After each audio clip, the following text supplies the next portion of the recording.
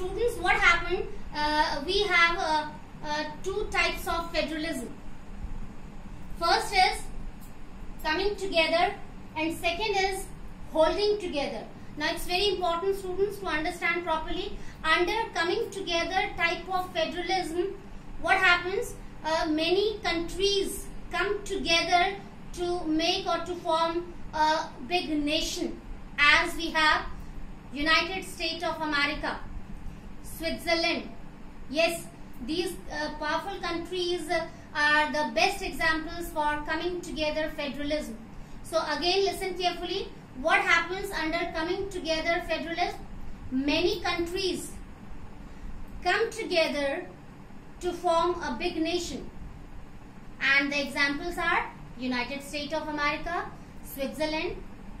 The United States of America is formed with the help of 50 countries like Albania, Alaska, California, Colorado. So many countries are there by which USA is formed. So what is the definition of coming together federalism?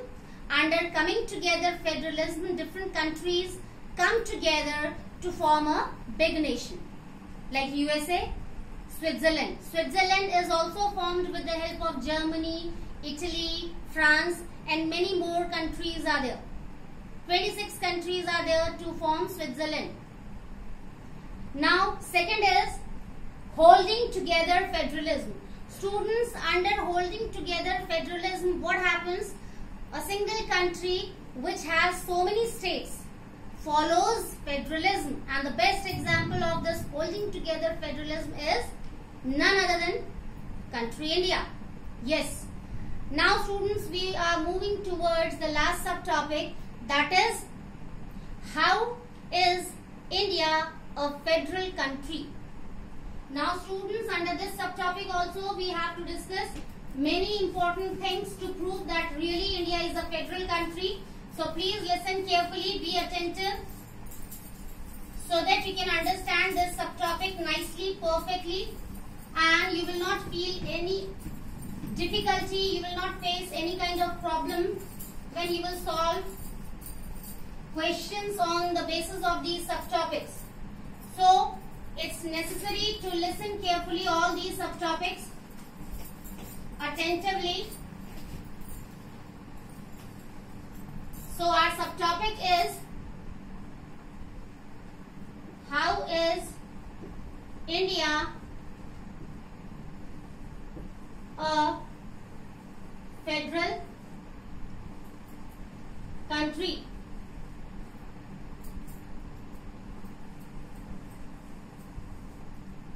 Now students, first is 3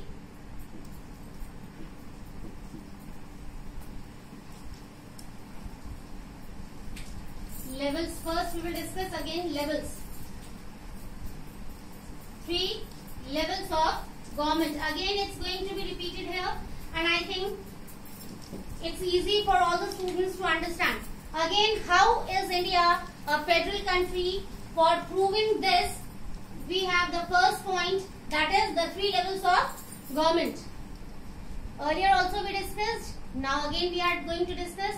India has federalism, which we can understand by seeing the 3 levels of government: central, state and local. All these 3 levels of government work at these 3 levels. Central government works for the whole country. State government works for an individual state. All the states have their own state governments. And local government works in the 2 ways. For villages and rural areas in the form of Panchayati Raj, and for cities and towns it works as a municipal corporation. So this is the first reason to prove that India is a federal country. Now second, 3 lists. Yes, India is a federal country, and it can be proved with the help of 3 lists. And with the help of these 3 lists, we come to know, okay, how these three levels of government work.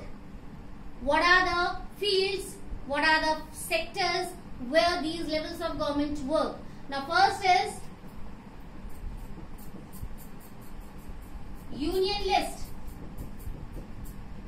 Here we have to include those subjects, those topics which are going to be performed or which are going to be done by the central government. This is for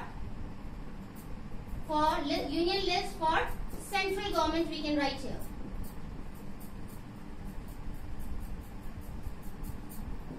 Now, which subjects we have to include here?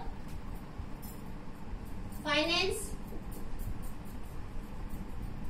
defense,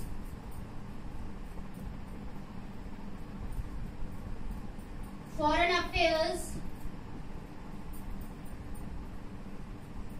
and currency.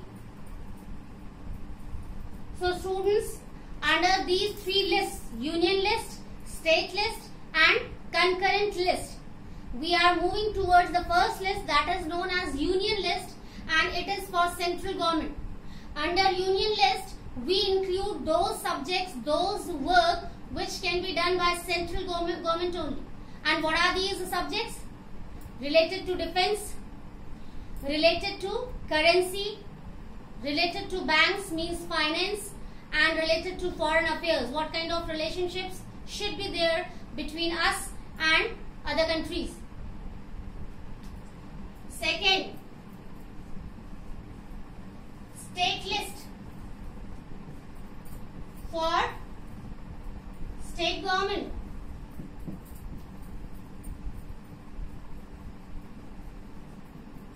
Students, this is the second list where we have to include those subjects which can be performed by state government only, like police, irrigation, agriculture. So these are the subjects which can be performed or which can be taken care of by state governments. Now third is, I can write here, third is concurrent list. Concurrent list. Now students, this list is for those subjects which can be performed by both central government or state government. So what are these subjects? Marriage,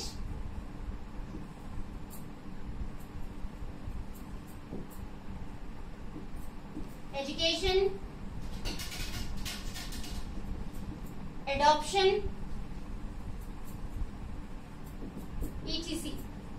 So students, concurrent list. The third list is for both levels of government, central or state. Both governments can take care of these subjects. Now one more list is also there, residuary list. I can write here,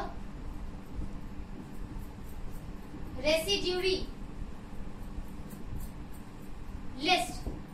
Students, under residuary list we have to include those subjects which were included after the formation of constitution. Yes, after the formation of a constitution, these subtopics came in front of the government, like information technology, computer field. So this concurrent list, and under this list whatever subjects we are going to include can be performed by central government only. Excuse me. Now students, next is, first was three levels of government. Now next is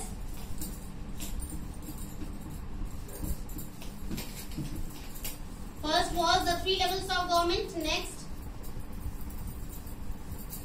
Next point also we have already discussed here. Yes.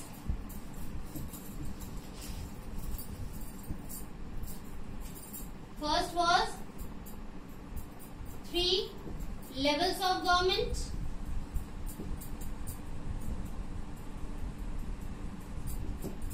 Second is approval of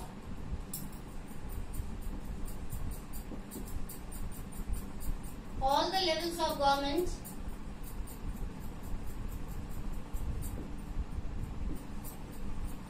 for the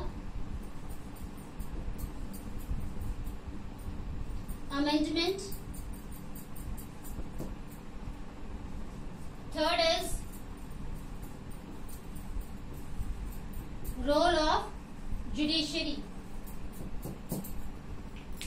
As the features of federalism, we have already discussed these points, but again I want to repeat in front of you. Second is approval of the members of all the levels of government to do any kind of amendment. Yes, more than 2/3 members' approval is needed to do any kind of amendment in rules and regulations framed by Constitution. Otherwise, it will not be legal. Or we can say, alone, no level of government can be able to do any kind of amendment. Third is role of judiciary. I already told you, courts means judiciary is totally free to analyze the work of all these 3 levels of government, whether these levels are working properly or not, whether the people who are getting involved there, they are working properly or not. If there is a kind of need of any improvement, so judiciary can interfere there and can give suggestion to these levels of government. So students, in today's subtopic, we came to know about the 3 levels of government under the subtopic, the different levels of government. Okay, in the first subtopic we discussed about all these things. We discussed then we came to know about the different features of federalism. Under that subtopic we came to know about the different features of federalism, how federalism works in our country. Then we came to know about the 2 motives of federalism, that is to maintain equality and liberty among the people of the country, and second was unity and diversity is well maintained by the federalism. Under federalism, all these 3 levels of government are taking care of the diversities which are present in our country in a very proper way. And at last, students, we came to know about the different reasons to accept that India is really a federal country. So students, that's all for today's session. In next session, we will meet again with the same chapter, but we will have new subtopics. Till then, take care. Have a nice day.